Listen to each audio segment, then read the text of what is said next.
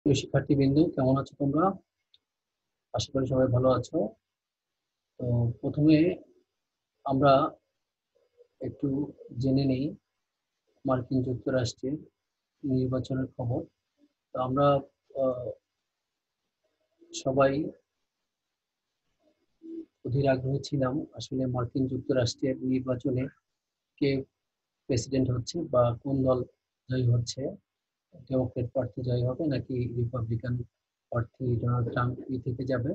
তো সেটির অবসান হয়েছে। আমরা এখানে দেখতে পাচ্ছি আজকের অর্থাৎ নভেম্বর 8 তারিখের যে রিপোর্ট সেটি অনুযায়ী জো বাইডেন 538টি আসনের মধ্যে 290টি পেয়ে এগিয়ে আছে, আর ডোনাল্ড ট্রাম্প পেয়েছে 214টি আসন। তো আমরা জানি যে মার্কিন যুক্তরাষ্ট্রের প্রেসিডেন্ট হিসেবে জয়ী হতে হলে 538টি ইলেকট্রাল ভোট পেতে হয়। তার মধ্যে 538টির মধ্যে 270টি ভোট যে প্রার্থী পাবে সেই প্রার্থী মার্কিন প্রেসিডেন্ট হবে। তো সেই হিসাবে মার্কিন প্রেসিডেন্ট জো বাইডেন অর্থাৎ ডেমোক্রেট প্রার্থী জো বাইডেন জয়ী হয়েছে।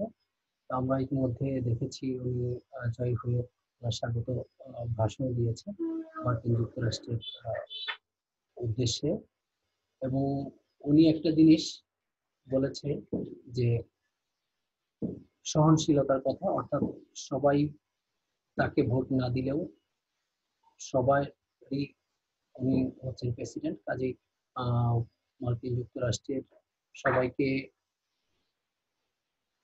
বিশৃঙ্খলা না করে শান্ত হওয়ার আহ্বান জানিয়েছেন, এবং উনি বলেছেন যে জলবায়ু পরিবর্তনের কথা বলেছেন, সেক্ষেত্রে উনি কাজ করবেন এবং অন্য অন্য দেশের সাথে সৌহার্দ্য বন্ধুত্বপূর্ণ সম্পর্ক উনি মেনটেন করবেন। এটি আমাদের জন্য সত্যি খুবই সৌভাগ্যের বিষয়। তো আমরা প্রথমেই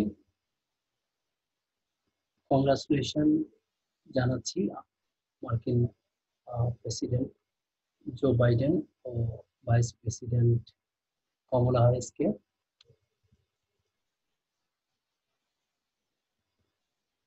তো সবাইকে আজকের অনলাইন ক্লাসে স্বাগতম। আজকে আমি বিবিএ অনার্স থার্ড ইয়ারের পোর্টফোলিও ম্যানেজমেন্ট বিষয়ের দ্বিতীয় অধ্যায় অর্থাৎ রিস্ক অ্যাভারশন নিয়ে আলোচনা করব।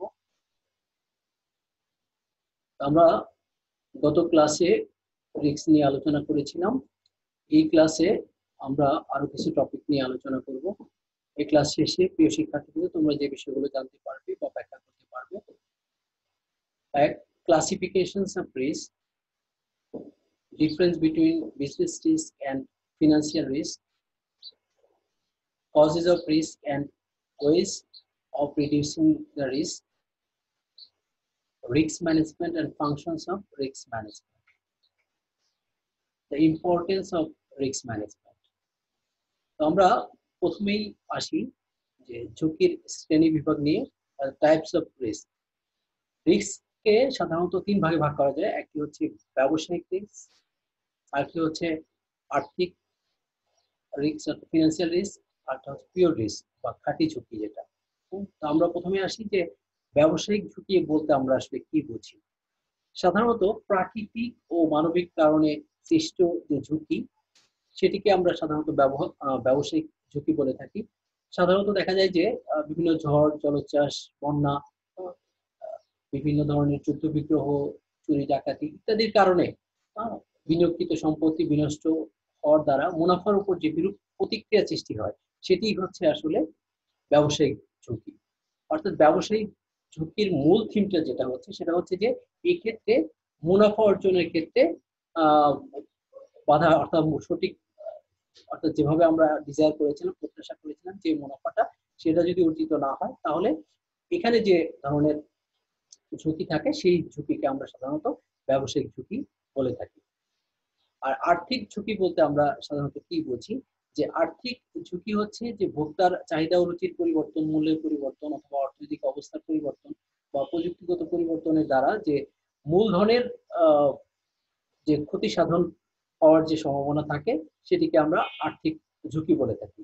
সাধারণত মূলধন কাঠামোতে অনেক সময় দেখা যায় যে আমরা বেশি পরিমাণে ঋণ ব্যবহার করি। তো এই বেশি পরিমাণে ঋণ ব্যবহার করার কারণে যে ঝুঁকির সৃষ্টি হয় সেটি হচ্ছে আসলে আর্থিক ঝুঁকি। আর খাঁটি ঝুঁকি বলতে আমরা আসলে কি বুঝি?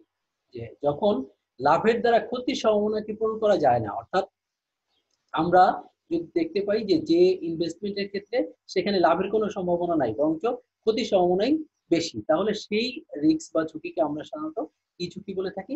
খাঁটি ঝুঁকি। তাহলে এই তিনটি বিষয় একটু খেয়াল করো, যে একটা হচ্ছে ব্যবসায়িক ঝুঁকি, যে মুনাফা না হওয়ার সম্ভাবনা, অর্থাৎ আমি বিভিন্ন কারণে, প্রাকৃতিক অথবা মানুষসৃষ্ট কারণে দেখা গেল যে একটা প্রতিষ্ঠানে মুনাফা হলো না, অর্থাৎ ক্ষতি হলো, তাহলে এই ক্ষতি হওয়ার যে সম্ভাবনা সেটা হচ্ছে ব্যবসায়িক ঝুঁকি। আর আর্থিক ঝুঁকি হচ্ছে যে একটা ব্যবসা প্রতিষ্ঠান যখন কোনো প্রজেক্টে বিনিয়োগ করে, তখন সেই বিনিয়োগ না উঠে আসার যে ঝুঁকিটা, অর্থাৎ আমি কোনো একটা প্রজেক্টে বিনিয়োগ করলাম 10 লাখ টাকা, কিন্তু সেই বিনিয়োগ হ্রাস পেয়ে যদি এটা 5 লাখ টাকায় চলে আসে, তাহলে এখানে একটা বড় ঝুঁকি বিদ্যমান। তো এই যে যে আর্থিক ঝুঁকি, অর্থাৎ অথবা আমরা ঋণ নিয়ে অনেক সময় কি করি? বিনিয়োগ করে থাকি। এখন কথা হচ্ছে যে ঋণ নিলে ঋণের সুদ কিন্তু আমাদেরকে অবশ্যই কি করতে হয়? পরিশোধ করতে হয়। তাহলে এই ঋণের টাকা যদি আমরা ব্যবসা থেকে না তুলে নিতে পারি, তাহলে দেখা যাবে যে ব্যবসায় একটা বড় ধরনের ক্ষতি হবে। তো এই যে যে রিস্কটা, অর্থাৎ আর্থিক কাঠামোগত যে রিস্ক, সেটি হচ্ছে আর্থিক ঝুঁকি। আর খাঁটি ঝুঁকি হচ্ছে যে যেখানে আহ, কোনোভাবেই আসলে লাভ করা সম্ভব না, অর্থাৎ যেখানে ইনভেস্ট করলে আমরা জানি যে ক্ষতি হবে, তো ক্ষতির পরিমাণটাই বেশি হবে। তো সেই ঝুঁকিকে আমরা সাধারণত পিওর রিস্ক বলে থাকি। ঝুঁকিকে আবার বীমাযোগ্যতার ভিত্তিতে যেটা দুই ভাগে ভাগ করা হয়, একটা হচ্ছে বীমাযোগ্য ঝুঁকি আর একটা হচ্ছে বীমা অযোগ্য ঝুঁকি। অর্থাৎ কিছু কিছু ঝুঁকি আছে যেগুলোকে আমরা কি করতে পারি? বীমা করে সেটাকে হস্তান্তর করতে পারি বিভিন্ন প্রতিষ্ঠানের কাছে। আবার কিছু কিছু ঝুঁকি আছে যেগুলো আসলে বীমা করা যায় না, অর্থাৎ যেগুলো অন্য কারো কাছে হস্তান্তরযোগ্য নয়। তো সেই ঝুঁকিকে আমরা সাধারণত বীমা অযোগ্য ঝুঁকি বলে থাকি। তাহলে বীমাযোগ্য ঝুঁকি, যে ঝুঁকিকে আমরা সাধারণত কি করতে পারি? বীমার মাধ্যমে অন্যান্য প্রতিষ্ঠান, বিমাকৃত প্রতিষ্ঠানগুলোকে কি করতে পারি? স্থানান্তর করতে পারি। সেই ঝুঁকি হচ্ছে বীমাযোগ্য ঝুঁকি। এটা কি ধরনের হতে পারে? এটা ব্যক্তিগত ঝুঁকি হতে পারে, এটা সম্পত্তিগত ঝুঁকি হতে পারে, বা আইনানুগ দায়িত্ব দায় দায়িত্ব সম্পর্কিত ঝুঁকি হতে পারে। আর বীমা অযোগ্য ঝুঁকি, যেটা যেটা বীমা করা যায় না আসলে, সেটা হচ্ছে বাজার ঝুঁকি হতে পারে, রাজনৈতিক কারণে ঝুঁকির যে ঝুঁকি সৃষ্টি হয় সেটা হতে পারে, অথবা উৎপাদনগত ভাবে যে ঝুঁকির সৃষ্টি হয় সেটা হতে পারে। তাহলে আমরা আরো দুই ধরনের ঝুঁকি দেখলাম, একটা হচ্ছে বীমাযোগ্য আর একটা হচ্ছে বীমা অযোগ্য। তো বীমাযোগ্য ঝুঁকি আমরা কি, যেটা বীমা করা যায়, অর্থাৎ যে ঝুঁকিটাকে আমরা অন্যের উপর ট্রান্সফার করতে পারি সেটা হচ্ছে বীমাযোগ্য। আর যে ঝুঁকি আমরা অন্যের উপর ট্রান্সফার করতে পারি না, সেই ঝুঁকি হচ্ছে তোমার বীমা অযোগ্য ঝুঁকি। যেমন সরকারের কোনো নীতি পরিবর্তনের দ্বারা যে ঝুঁকি, যেটা আমরা সাধারণত এটা কি করতে পারি না, অ্যাভয়েড করতে পারি না, এটা আনঅ্যাভয়েডেবল ঝুঁকি বলা হয়, রিস্কও বলা হয়। যেমন বাজার ঝুঁকি বা রাজনৈতিক সিদ্ধান্তের কারণে কোনো ঝুঁকি সৃষ্টি হলে সেটা, বা উৎপাদনগত যে ঝুঁকি, সেটাকে আমরা উৎপাদন ঝুঁকি বলে থাকি। তো এবার আমরা দেখব যে ব্যবসায়িক ঝুঁকি ও আর্থিক ঝুঁকির মধ্যে পার্থক্য কি। আমরা একটু আগেই বিষয়টি আলোচনা করেছি, তারপর আমরা ডিটেলস এই বিষয়টি নিয়ে এখন আলোচনা করব। সেটি হচ্ছে যে কারবারি মুনাফা হ্রাস পাওয়ার যে সম্ভাবনা, আমরা আগে বলেছি যে মুনাফা হ্রাস পাওয়ার যে সম্ভাবনা, সেটা হচ্ছে ব্যবসায়িক ঝুঁকি। আর কারবারের মালিকের মূলধনজনিত যে ক্ষতি হওয়ার সম্ভাবনা, যে মূলধন বিনিয়োগ করা হয়েছে সেই মূলধন ডিউ টাইমে উঠে আসবে কিনা, সেটার ক্ষতির যে সম্ভাবনা, সেটাকে আমরা কি বলে থাকি? আর্থিক ঝুঁকি বলে থাকি। তো ব্যবসায়িক ঝুঁকির মূল উৎসটা কি? ব্যবসায়িক ঝুঁকির মূল উৎস হচ্ছে যে উৎপাদিত যে পণ্য, সেটার চাহিদা কমে যেতে পারে বা উৎপাদন খরচ বেড়ে যেতে পারে। এর দ্বারা যে ঝুঁকির সৃষ্টি হয় সেটা হচ্ছে ব্যবসায়িক ঝুঁকি। অর্থাৎ ব্যবসায়িক ঝুঁকির উৎস হচ্ছে যে চাহিদা কমে যাওয়া অথবা উৎপাদন ব্যয় বৃদ্ধি পাওয়া। অন্যদিকে যে কারবারের মূলধন কাঠামোর ওতে ঋণ ব্যবহার করার কারণে যে ঝুঁকির সৃষ্টি হয় সেটি হচ্ছে আর্থিক ঝুঁকি। তাহলে আমরা আর্থিক ঝুঁকির মূল উৎস যেটা, সেটাকে বলবো যে মূলধন কাঠামো। মূলধন কাঠামোতে আমরা যদি অনেক সময় বেশি ঋণ ব্যবহার করে থাকি, তাহলে অনেক সময় এটা ঝুঁকির কারণ হয়ে দাঁড়ায়। তো এই যে ব্যবসায়িক ঝুঁকি এটা কিন্তু ইচ্ছা করলে কি করা যায় না, পরিহার করা যায় না। কিন্তু আর্থিক ঝুঁকি এটা কিন্তু ইচ্ছা করলে মূলধন কাঠামোর পরিবর্তনের মাধ্যমে কি করা যায়, পরিবর্তন পরিবর্তন করা যায় বা ঝুঁকি হ্রাস করা যায়।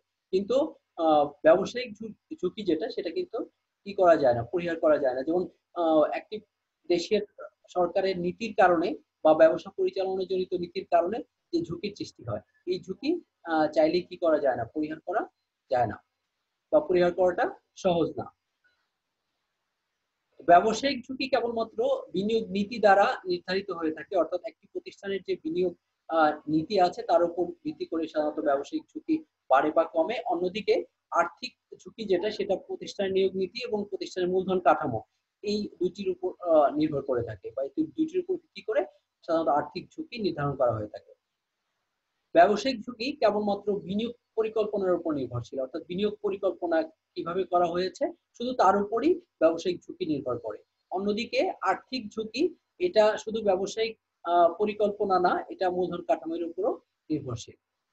আর এই ব্যবসায়িক ঝুঁকি নিয়ন্ত্রণ করে কে, মালিক এবং কর্মচারী এরা উভয়ই কি করে, ব্যবসায়িক ঝুঁকি নিয়ন্ত্রণে কাজ করে থাকে। কিন্তু আর্থিক ঝুঁকি শুধু যিনি বিনিয়োগ করেন তিনি আর্থিক ঝুঁকি নিয়ন্ত্রণে কাজ করে থাকেন। আর এই ব্যবসায়িক ঝুঁকি এটা বহন করে কারা, মালিক এবং কর্মচারী উভয়কে বহন করতে হয়। মালিককে বহন করতে হয় কারণ মালিক মূলধন বিনিয়োগ করে।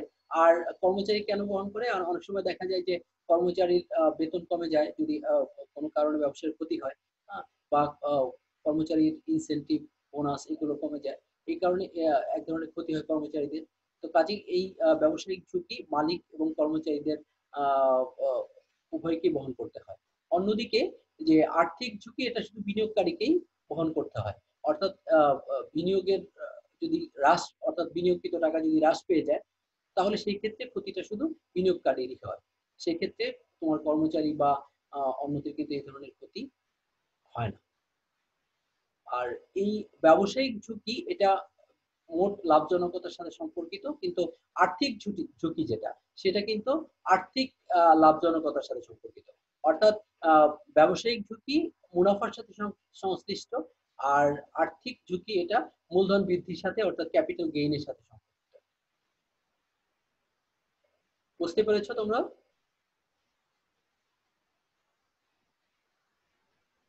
এবার আমরা আসি ব্যবসায়িক ঝুঁকির বিভিন্ন উৎস সমূহ নিয়ে। যে এই যে ব্যবসায়িক ঝুঁকি আমরা যেটা দেখলাম প্রাকৃতিক ও মনুষ্যসৃষ্ট কারণে যেটা সংঘটিত হয়ে থাকে, অর্থাৎ বন্যা, জলোচ্ছ্বাস, খরা, এরপর মানুষের স্ট্রাইক, ধর্মঘট অথবা আহ, বিভিন্ন চুরি ডাকাতি, এগুলোর কারণে যে ঝুঁকির সৃষ্টি হয় সেই ঝুঁকির উৎসগুলো আসলে কি, এই উৎসগুলো আমরা দেখবো। একটা বললাম আমরা যে প্রাকৃতিক ঝুঁকি যেটা দুর্যোগ, যেমন বন্যা, জলোচ্ছ্বাস, খরা, ভূমিকম্প, এগুলোর দ্বারা সাধারণত যে এই ধরনের ঝুঁকি সৃষ্টি হয়ে থাকে। মানবীয় অনিশ্চয়তার দ্বারা, মানুষের সৃষ্ট অনিশ্চয়তার দ্বারাও সাধারণত এই ধরনের ঝুঁকি সৃষ্টি হতে পারে। যেমন কোনো কারণে কোনো এলাকায় চুরি ডাকাতি হওয়া, দাঙ্গা হাঙ্গামা বা যুদ্ধ সংঘটিত হওয়া, ধর্মঘট করা, তো বা লেয়া ঘোষণা করা।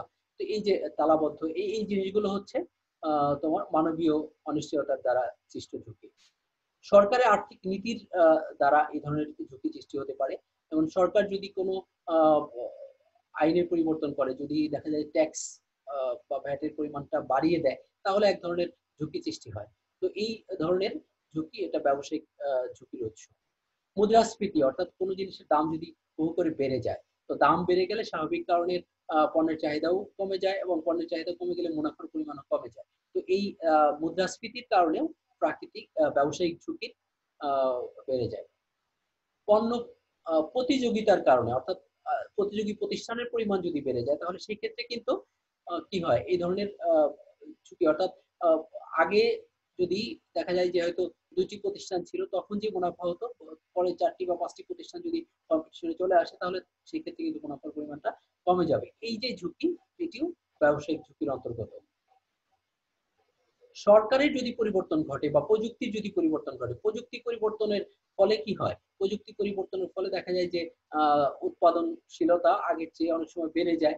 আর উৎপাদনশীলতা বাড়ার কারণে অনেক সময় দেখা যায় যে আহ, অনেক অনেক প্রোডাক্ট অনেক সময় যদি সেল না হয় তাহলে সেই ক্ষেত্রে মুনাফার পরিমাণ কমে যায়।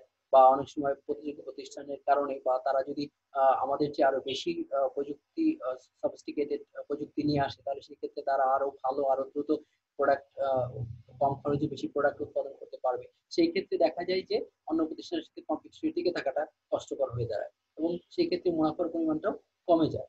তো এটিও ব্যবসায়িক ঝুঁকির আরেকটি উৎস। দেন সরকারি পরিবর্তনের দ্বারাও কি হয়, সরকারি পরিবর্তনের দ্বারা নিয়ম নীতির পরিবর্তন হয়, ফলে ঝুঁকির সৃষ্টি হয়। ব্যবসায় চক্রের পরিবর্তন দ্বারা আমরা জানি যে কখনো ব্যবসায় ভালো অবস্থা থাকে, কখনো আবার মন্দা অবস্থা থাকে।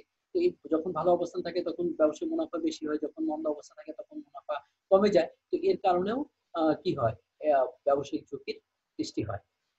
অর্থনৈতিক অস্থিতিশীলতা, যদি একটি প্রতিষ্ঠানে বা একটি দেশে যদি অর্থনৈতিক অস্থিতিশীলতা থাকে, অর্থাৎ স্থিতিশীল অর্থনীতি না থাকে, তাহলে সেই ক্ষেত্রেও এই ধরনের ব্যবসায়িক ঝুঁকি বেড়ে যায়। তো এবার আমরা দেখব যে এই ব্যবসায়িক ঝুঁকি কিভাবে আমরা হ্রাস করতে পারি।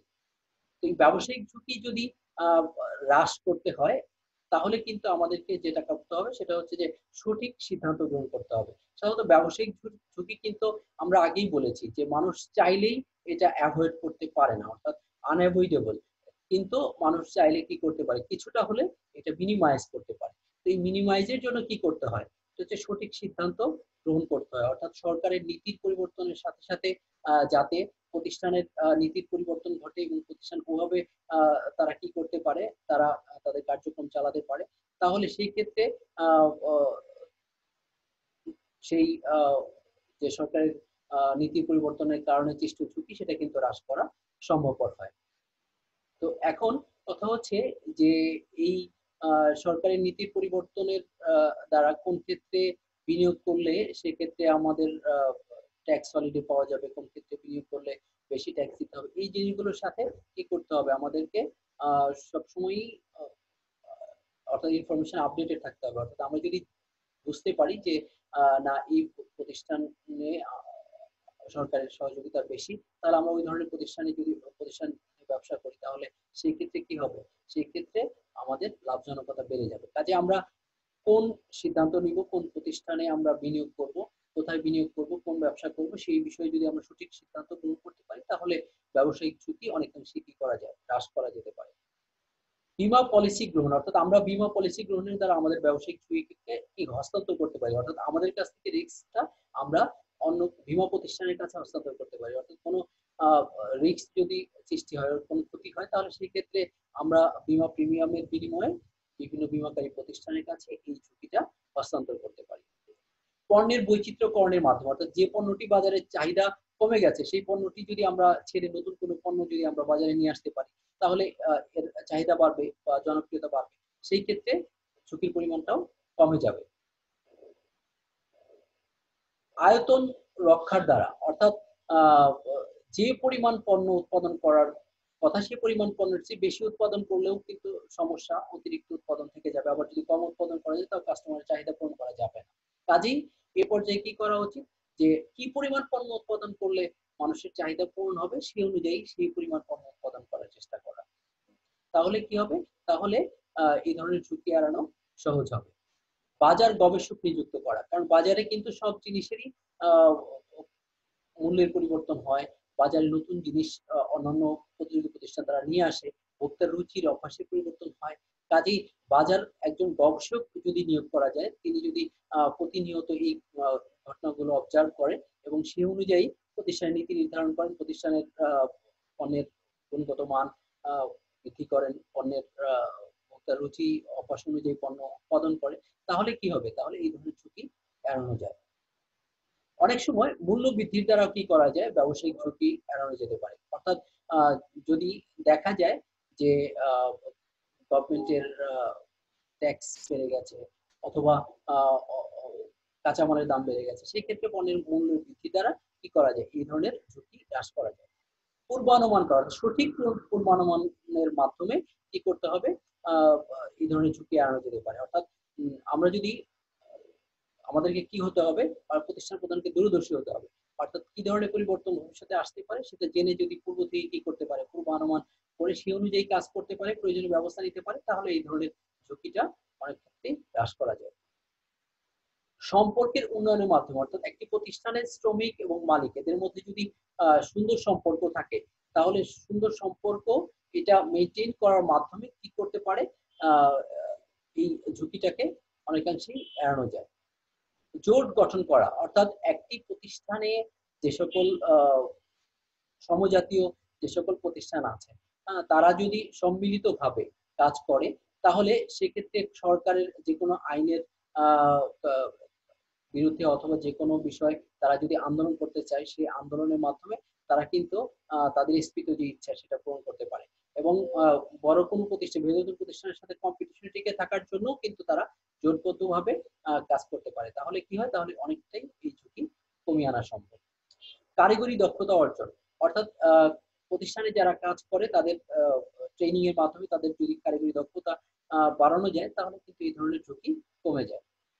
কাঁচামালের সরবরাহ, অর্থাৎ আহ, কাঁচামাল যদি আমরা আহ, আমরা অ্যাভেলেবল কাঁচামাল যদি আমরা সব আমরা যদি পেতে চাই, তাহলে সেই ক্ষেত্রে আমাদেরকে কি করতে পারি, আমরা কিন্তু অর্থাৎ আমরা যদি বেশি পরিমাণে কাঁচামাল একসাথে ক্রয় করতে পারি, তাহলে আমরা কম মূল্যে কিন্তু কাঁচামাল ক্রয় করতে পারবো। সেই ক্ষেত্রে আমাদের উৎপাদন খরচ কম হবে এবং আমাদের লাভের পরিমাণটাও বেশি হবে। সুতরাং আমরা কি করতে পারি, কম মূল্যে কাঁচামাল সংগ্রহের মাধ্যমে আমরা এই ধরনের ঝুঁকি হ্রাস করতে পারি। এবার আমরা আসি আর্থিক ঝুঁকির কারণ বা উৎসসমূহ, অর্থাৎ আমরা আগে দেখেছি যে মূলধন কাঠামোতে ঋণ ব্যবহার করার কারণে যে ঝুঁকির সৃষ্টি হয়, সেটিকে আমরা সাধারণত আর্থিক ঝুঁকি বলে থাকি। তো এই আর্থিক ঝুঁকি কি কারণে ঘটে থাকে, আমরা আহ অনেকগুলো কারণ এর জন্য দায়ী। একটা হচ্ছে প্রাকৃতিক অনিশ্চয়তা, প্রাকৃতিক দুর্যোগের কারণে সাধারণত এই ধরনের ঝুঁকির সৃষ্টি হতে পারে। আবার অর্থনৈতিক অনিশ্চয়তার কারণে, ভোক্তার রুচি অভ্যাস ইত্যাদি পরিবর্তনের কারণে হতে পারে, অথবা মানুষ সৃষ্ট কারণে, মানুষের কর্তৃক চুরি ডাকাতি, ধর্মঘট, যুদ্ধবিগ্রহ ইত্যাদির দ্বারাও কি হতে পারে, আর্থিক ঝুঁকি বেড়ে যেতে পারে। আরেকটি বিষয় এখানে জানা দরকার, সেটি হচ্ছে যে আসলে আমরা যে ব্যবসায়িক ঝুঁকি বলি, ব্যবসায়িক ঝুঁকির কারণেই কিন্তু আসলে কি হয়, আর্থিক ঝুঁকির সৃষ্টি হয়ে যায়। কারণ ব্যবসায়িক ঝুঁকি যদি না থাকে, অর্থাৎ কম হয়, তাহলে কিন্তু মুনাফার পরিমাণ বেড়ে যায়। আর মুনাফা যদি বেড়ে যায়, স্বাভাবিক কারণেই মানুষের মূলধন ক্যাপিটাল গেইনও কিন্তু বেশি হয়, অর্থাৎ মূলধনের পরিমাণটাও বেড়ে যায়। কিন্তু যদি মুনাফা অর্জন ক্ষমতা কমে যায়, তখন একদিকে যেমন ব্যবসায়িক ঝুঁকির সৃষ্টি হয়, অন্যদিকে আর্থিক ঝুঁকিরও সৃষ্টি হয়। কাজেই আমরা কিন্তু এই আর্থিক ঝুঁকি যেটা, সেটার একটা কারণও কিন্তু ব্যবসায়িক ঝুঁকি।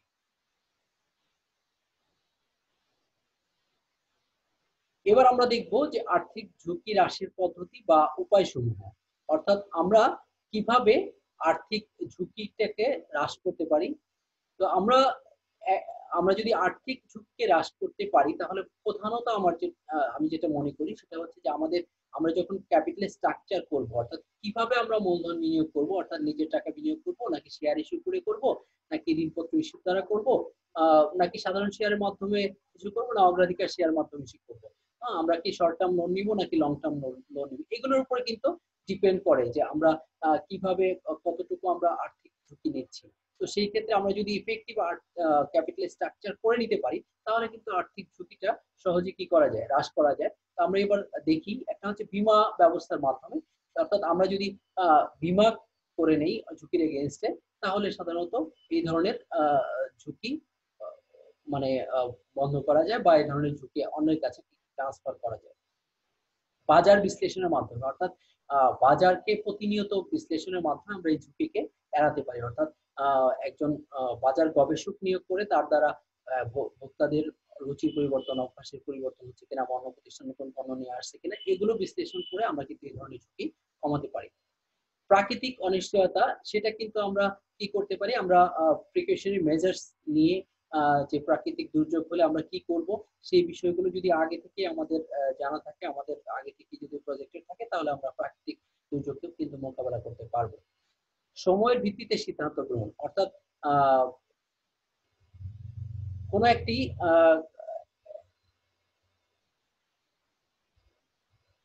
অর্থাৎ কখন কোন ডিসিশন, কোন সিদ্ধান্ত নিতে হবে, সেটি কিন্তু আমরা যদি যখন যে সিদ্ধান্ত নিতে হয় তখন সঠিক সেই সিদ্ধান্ত যদি আমরা নিতে পারি, তাহলে এই সিদ্ধান্ত গ্রহণের মাধ্যমে আমরা কি করতে পারবো, আমরা এই ঝুঁকিটাকে এড়াতে পারবো।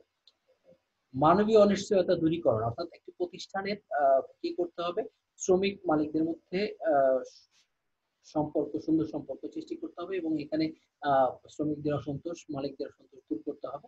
তাহলে কি হবে, মানবীয় অনিশ্চয়তা এটা দূর হয়ে যাবে। পুঁজি সংরক্ষণের মাধ্যমে এটা করা যেতে পারে, অর্থাৎ বিনিয়োগকারী যখন দেখলো যে এই ক্ষেত্রে ঝুঁকির পরিমাণ বেশি, তখন বিনিয়োগ না করে এটাকে কি করতে পারে, সংরক্ষণ করতে পারে, তাহলে এই ঝুঁকির পরিমাণটা কমে যাবে।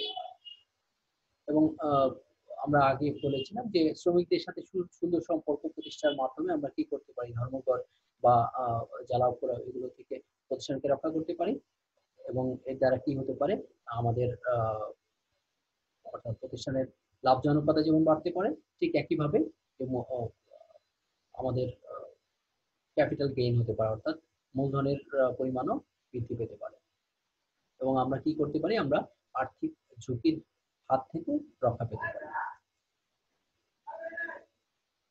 এবার আমরা আসি খাঁটি ঝুঁকির উৎসগুলো কি, অর্থাৎ আমরা আগেই বলেছিলাম যে ঝুঁকির ক্ষেত্রে লাভের দ্বারা ক্ষতির যে সম্ভাবনা সেটা পূরণ করা সম্ভব হয় না, সেই ঝুঁকি হচ্ছে খাঁটি ঝুঁকি। এটা দুইভাবে সৃষ্টি হতে পারে, একটি হচ্ছে প্রাকৃতিক অনিশ্চয়তা আর একটি হচ্ছে মানবিক অনিশ্চয়তা। প্রাকৃতিক অনিশ্চয়তা বলতে যে বিভিন্ন প্রাকৃতিক কারণ, যেমন বন্যা, খরা, জলোচ্ছ্বাস, সাইক্লোন, এগুলোর দ্বারা কি হতে পারে, এগুলোর দ্বারা প্রাকৃতিক অনিশ্চয়তা সৃষ্টি হতে পারে, ক্ষতির ব্যবসা প্রতিষ্ঠান ক্ষতির সম্মুখীন হতে পারে, যেটা কখনোই রিকভার করা সম্ভব না। আরেকটা হচ্ছে মানবিক অনিশ্চয়তা, অর্থাৎ মানুষের দ্বারা সৃষ্ট, মানুষের জন্য বিভিন্ন সময় মানুষের ভুল সিদ্ধান্তের কারণে বিভিন্ন যুদ্ধ হতে পারে, দাঙ্গা হতে পারে, অথবা যে প্রতিষ্ঠানে চুরি হতে পারে, ডাকাতি হতে পারে, ধর্মঘট হতে পারে। এই ধরনের অনিশ্চয়তার কারণে যে খাঁটি ঝুঁকি সৃষ্টি হতে পারে। এবার আমরা দেখব যে এই খাঁটি ঝুঁকি কিভাবে আমরা হ্রাস করতে পারি। এটিকে আমরা সাধারণত তিন ভাবে হ্রাস করতে পারি, একটি হচ্ছে বীমা পলিসি গ্রহণের দ্বারা, আরেকটি হচ্ছে নিরাপত্তামূলক ব্যবস্থা গ্রহণের দ্বারা, আরেকটি হচ্ছে বিশেষায়িত চুক্তির মাধ্যমে আমরা কি করতে পারি, আমরা খাঁটি ঝুঁকি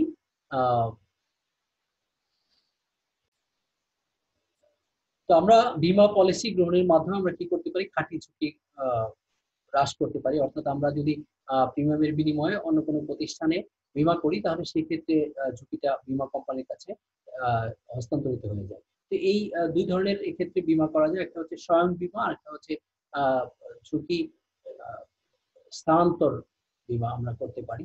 একটা হচ্ছে যে স্বয়ং বীমা মানে হচ্ছে যে নিজে প্রতিষ্ঠানে মুনাফা রেখে বাকি অংশ আমরা ঝুঁকির জন্য একটা নির্দিষ্ট পরিমাণ টাকা জমাতে পারি। আর আরেকটা হলো যে আমরা নিজেরা এটা না করে সরাসরি আমরা ওই পণ্য উপরে বীমা করতে পারি, তাহলে বীমা প্রতিষ্ঠানের কাছে ঝুঁকিটা কি হবে, হস্তান্তরিত হবে। নিরাপত্তামূলক ব্যবস্থা গ্রহণ, অর্থাৎ বিভিন্ন ধরনের নিরাপত্তামূলক ব্যবস্থা যদি আমরা গ্রহণ করতে পারি, অর্থাৎ বন্যা, খরা, ভূমিকম্প এগুলো রোধ প্রকল্পে যদি আমরা আগে থেকেই প্রতিরোধমূলক ব্যবস্থা গ্রহণ করতে পারি, তাহলে কি হবে, তাহলে আমাদের এই খাঁটি ঝুঁকি হ্রাস করা সম্ভব হবে। আরেকটা হচ্ছে বিশেষায়িত চুক্তির মাধ্যমে, যে কারো কোনো এমপ্লয়ির অমনোযোগিতা বা তাদের অক্ষমতা অথবা অবহেলাজনিত কারণে যদি কোনো ক্ষতি হয়, তাহলে এর জন্য দায়ী থাকবে ওই সংশ্লিষ্ট এমপ্লয়ি। তাহলে এই যে এই ধরনের যদি চুক্তি করা সম্ভব হয়, তাহলে দেখা যাবে যে অনেকটাই এই ক্ষতির পরিমাণটা অনেক হ্রাস হবে, সেক্ষেত্রে তারা আরো সিনসিয়ারলি কাজ করবে। এইভাবে বিশেষায়িত চুক্তির মাধ্যমে কি করা যায়, খাঁটি ঝুঁকি হ্রাস করা যেতে পারে। এবার আমরা যেটি দেখব সেটি হচ্ছে ঝুঁকি ব্যবস্থাপনা বলতে আমরা কি বুঝি।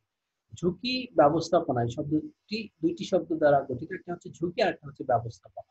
তো ঝুঁকি বলতে আমরা কি বুঝি, ঝুঁকি বলতে আমরা জানি যে আর্থিক ক্ষতির যে সম্ভাবনা সেটি হচ্ছে ঝুঁকি। আর ব্যবস্থাপনা বলতে আমরা যেটা বুঝি সেটা হচ্ছে যে যে প্রক্রিয়ায় প্রতিষ্ঠানের উদ্দেশ্য অর্জন করা যায়, সেই প্রক্রিয়াটাই হচ্ছে ব্যবস্থাপনা। অর্থাৎ সিদ্ধান্ত গ্রহণ করার, অর্থাৎ সঠিক কাজটা সঠিকভাবে করার যে প্রক্রিয়া, সেটি হচ্ছে ব্যবস্থাপনা। তো এখানে আমরা ঝুঁকি ব্যবস্থাপনা বলতে আমরা আসলে কি বুঝি।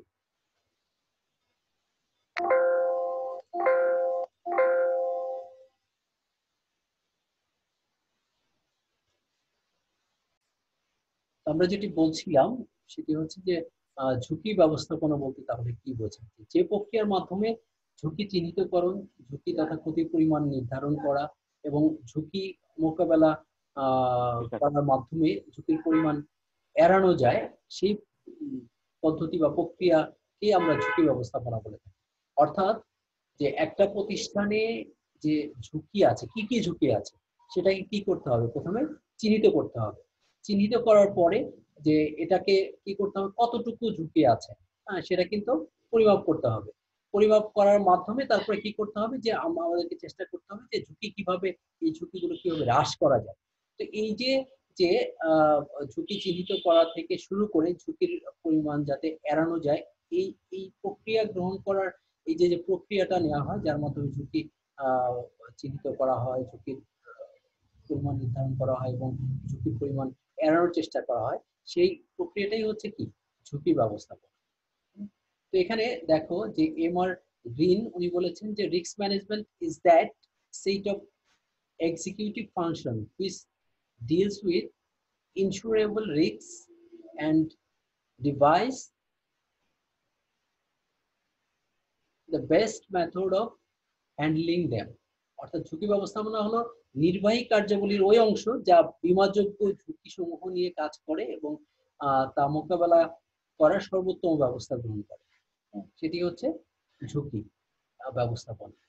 অর্থাৎ আমরা বলতে পারি যে ঝুঁকি ব্যবস্থাপনা হচ্ছে ঝুঁকির উৎস শনাক্তকরণ, প্রতিটি উৎস মোকাবেলা করার জন্য সর্বোৎকৃষ্ট পদ্ধতি নির্ধারণ এবং এই উক্ত পদ্ধতির মাধ্যমে ঝুঁকি কমানোর যে প্রচেষ্টা, সেটি হচ্ছে ঝুঁকি ব্যবস্থাপনা। অর্থাৎ ঝুঁকি থেকে প্রতিষ্ঠানকে রক্ষা করার জন্য যে কার্যক্রমগুলো গ্রহণ করা হয়ে থাকে সেটি হচ্ছে কি ঝুঁকি ব্যবস্থাপনা।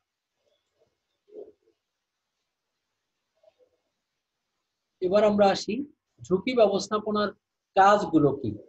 আমরা কতগুলো জিনিস কিন্তু এর আগেই দেখে আসলাম যে ঝুঁকি ব্যবস্থাপনা করতে হলে প্রথমে কি করতে হবে, ঝুঁকি চিহ্নিতকরণ করতে হবে, তারপরে ঝুঁকি পরিমাপ করতে হবে এবং পরিমাপের উপর ভিত্তি করে ঝুঁকি কিভাবে হ্রাস করা যায় সেই ব্যবস্থা গ্রহণ করতে হবে।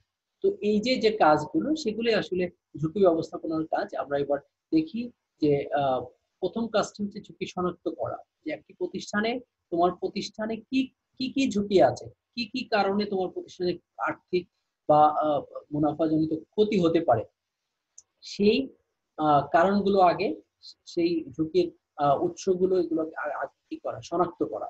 শনাক্ত করার পরে কি করতে হবে, এগুলোকে পরিমাপ করতে হবে, অর্থাৎ কতটুকু ঝুঁকি নিহিত আছে। হ্যাঁ, সেটা কিভাবে পরিমাপ করা যায়, আমরা সেটা দুই ভাবে পরিমাপ করতে পারি। একটি হচ্ছে তোমার স্ট্যান্ডার্ড ডেভিয়েশনের মাধ্যমে, অর্থাৎ পরিমিত ব্যবধানের মাধ্যমে, আর একটি হচ্ছে ব্যবধানকের মাধ্যমে, অর্থাৎ কোএফিসিয়েন্ট অফ ভেরিয়েশনের মাধ্যমে আমরা কি করতে পারি, কতটুকু ঝুঁকি আছে সেটা পরিমাপ করতে পারি। এরপরে যেটা, সেটা হচ্ছে ঝুঁকি পরিচালনা করা। হ্যাঁ, ঝুঁকি পরিচালনা বলতে যে ঝুঁকির একটা প্রতিষ্ঠানে যে ঝুঁকিগুলো আছে সেগুলো কিভাবে আমরা কি করতে পারি, কিভাবে আমরা সেটাকে পরিহার করতে পারি, কিভাবে ঝুঁকিগুলোর সাথে আমরা কোপ আপ করে আমরা কাজ করতে পারি, সেই বিষয়গুলো কিন্তু এই ক্ষেত্রে জরুরি। তো আমরা কিভাবে আমরা কি করতে পারি, এই যে বিদ্যমান ঝুঁকি, সেই ঝুঁকিগুলোকে আমরা হ্রাস কিভাবে করতে পারি, এর জন্য আমাদের প্রিকশন মেজার্স কি নেওয়া উচিত, সেটা একটা। আরেকটা হচ্ছে যে এই ঝুঁকি টাকে গ্রহণ করার মাধ্যমে, অর্থাৎ একটা প্রতিষ্ঠানের যে ঝুঁকিগুলো আছে ঝুঁকিগুলো কিভাবে আমরা গ্রহণ করে তারপর আমরা সর্বোত্তম ভাবে আমরা কি করতে পারি, প্রতিষ্ঠানের মুনাফার লাভজনকতা অর্জন করতে পারি। তো এখন ঝুঁকি আমরা জানি যে হাই রিস্ক হাই গেইন, এখন ঝুঁকি কিন্তু আমাদেরকে নিতে হবে, কিন্তু কথা হচ্ছে আমাদেরকে এত ঝুঁকি নেওয়া যাবে না যার দ্বারা প্রতিষ্ঠানের বড় ধরনের ক্ষতি হয়ে যেতে পারে, অর্থাৎ যে ঝুঁকি আমরা কখনো রিকভার করতে পারবো না, সেরকম ঝুঁকি নিব না। আমরা কি করব, সবসময় কম ঝুঁকি বা মডারেট ঝুঁকি যেটা, সেটা গ্রহণ করার চেষ্টা করব। তো এই ঝুঁকি, এই যে ঝুঁকি ব্যবস্থাপনার কাজ আসলে যিনি করে থাকেন তাকে আমরা ঝুঁকি ব্যবস্থাপক করে থাকি, উনি সাধারণত এই ধরনের ঝুঁকি ব্যবস্থাপনার কাজগুলো করে থাকেন।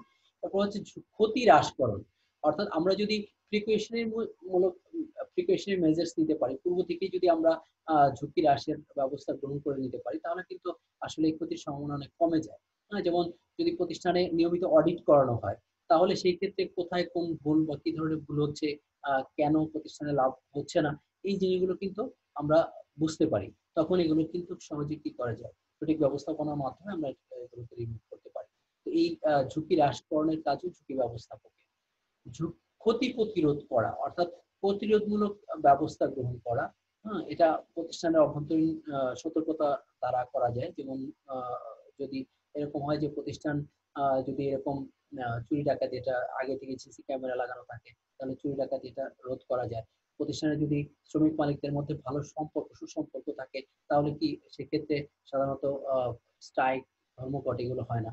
তো এই স্ট্রাইক বা যেটা লে অফ বা আমরা বলি তালাবদ্ধ, সেগুলোকে সহজে কি করা যায়, এড়ানো যায়।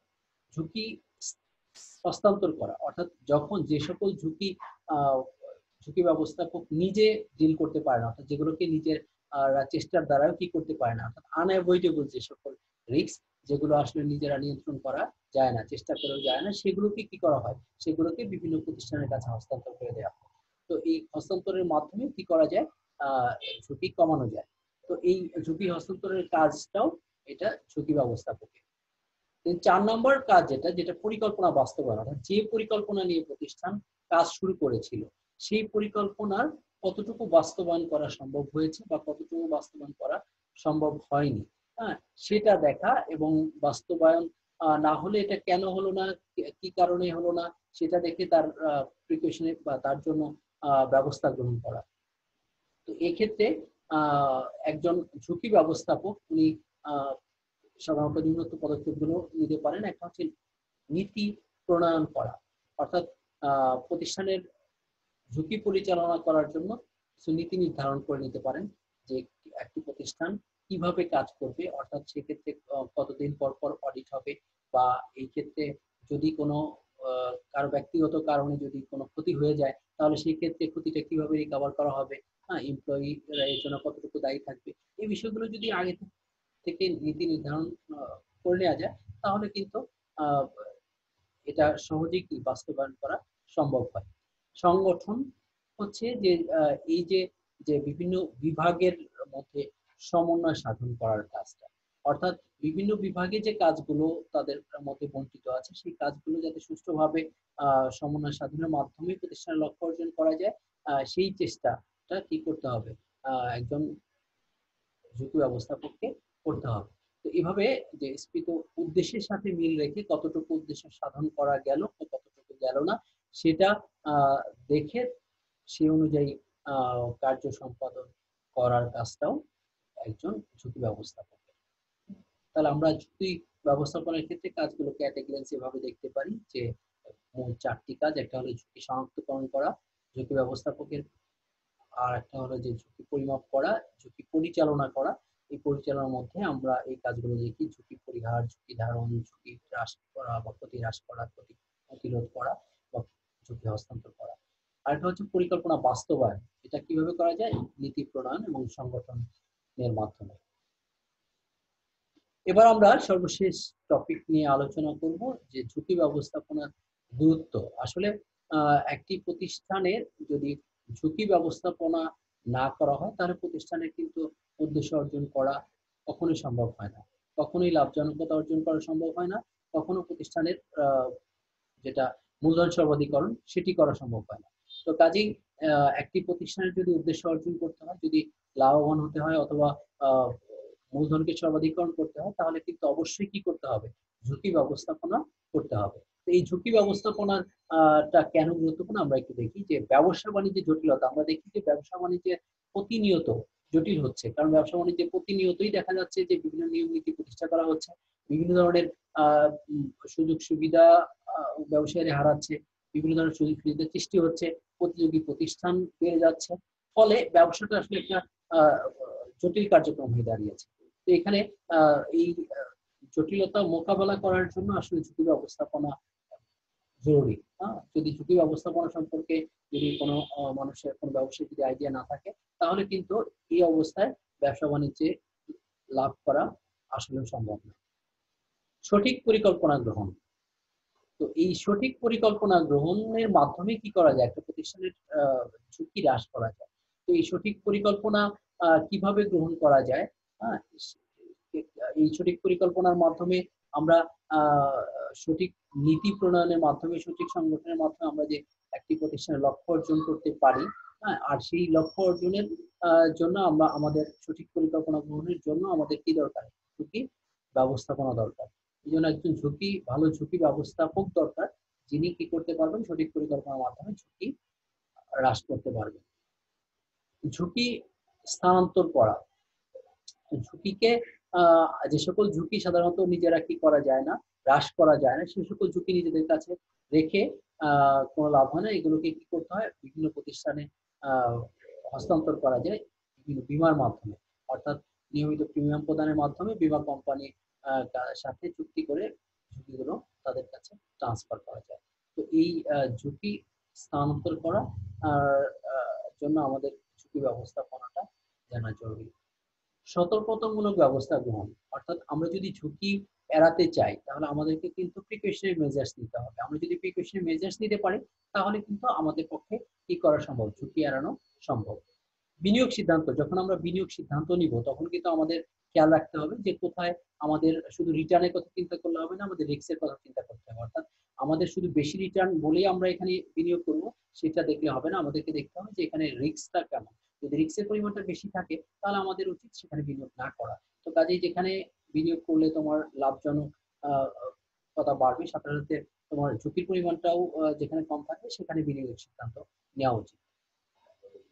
ঝুঁকির পরিমাপ করা, ঝুঁকি হ্রাসের জন্য যে ঝুঁকি কতটুকু আছে, হ্যাঁ, সেটাকে আমরা পরিমাপ করতে পারি। সেটা কিভাবে পরিমাপ করতে পারি সেটাকে আমরা একটু আগে আমরা জানলাম যে স্ট্যান্ডার্ড ডেভিয়েশন বা কোএফিসিয়েন্ট অফ ভেরিয়েশনের মাধ্যমে আমরা কি করতে পারি?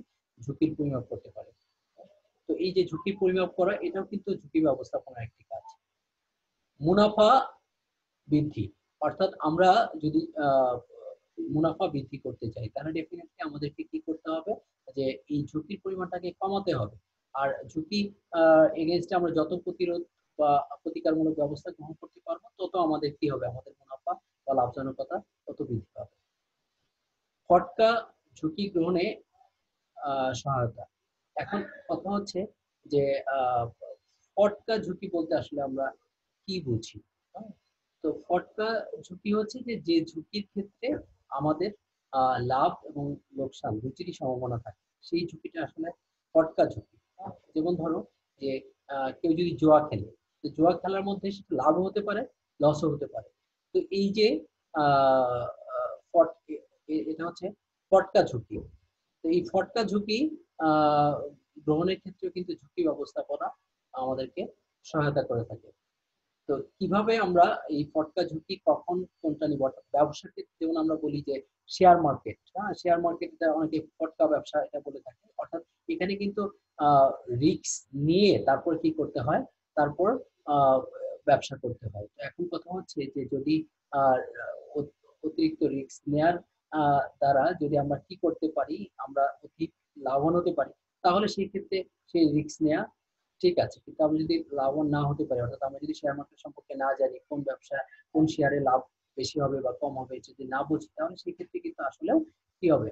আমাদের ফটকা ঝুঁকি গ্রহণ করাটা অনেক কঠিন হয়ে যাবে। কিন্তু আমাদের যদি সেটা জানা থাকে তাহলে আমরা কি করতে পারি? ফটকা ঝুঁকি গ্রহণ করতে পারি। প্রতিষ্ঠানের অস্তিত্ব রক্ষা, হ্যাঁ, অর্থাৎ প্রতিষ্ঠান কে ঝুঁকিপূর্ণ অবস্থায় কিভাবে প্রতিষ্ঠানকে টিকিয়ে রাখা যায় সেটা জানার জন্য আমাদের কি দরকার? ঝুঁকি ব্যবস্থাপনা দরকার। অর্থাৎ আমরা এটা বলতে পারি যে এই প্রতিকূল পরিস্থিতির মধ্য দিয়ে, অর্থাৎ এই ব্যবসার ক্ষেত্রে যাবতীয় জটিলতা কাটিয়ে উঠে আমরা যদি ব্যবসার ক্ষেত্রে লাভজনকতা অর্জন করতে চাই, যদি আমাদের মুনাফা অর্জন ক্ষমতা বাড়াতে চাই বা আমাদের সম্পদ বৃদ্ধিকরণ করতে চাই, তাহলে ডেফিনেটলি আমাদের কি করতে হবে? ঝুঁকি ব্যবস্থাপনা করতে হবে। তো আবারও তোমাদের আমি একটি জিনিস বলতে চাচ্ছি, সেটি হচ্ছে যে মার্কিন যুক্তরাষ্ট্রের নবনির্বাচিত প্রেসিডেন্ট জো বাইডেন ও ভাইস প্রেসিডেন্ট কমলা হ্যারিসকে আমরা আবারও ধন্যবাদ জানাচ্ছি, এবং তারা আমাদের এই এশীয় রাজনীতিতে গুরুত্বপূর্ণ ভূমিকা পালন করবে। এর দ্বারা আমাদের মতো ছোট ছোট দেশগুলো তাদের রাজনৈতিক নীতির কারণে উপকৃত হবে। এবং পৃথিবী তার প্রাকৃতিক দুর্যোগ থেকে অর্থাৎ উনি যে জলবায়ু নিরসনের কথা বলেছেন সেটা থেকে আমরা রেহাই পাবো, অর্থাৎ জলবায়ু পরিবর্তনের দ্বারা আমাদের পৃথিবীর যে ক্ষতি হচ্ছে সেই প্রভাব থেকে আমরা মুক্তি পাবো, সেই আশা ব্যক্ত রেখে আজকের মতো এখানেই আজকের ক্লাস শেষ করছি। সবাই ভালো থাকো, সুস্থ থাকো, আল্লাহ হাফেজ। ভালো থাকেন। আসসালামু আলাইকুম।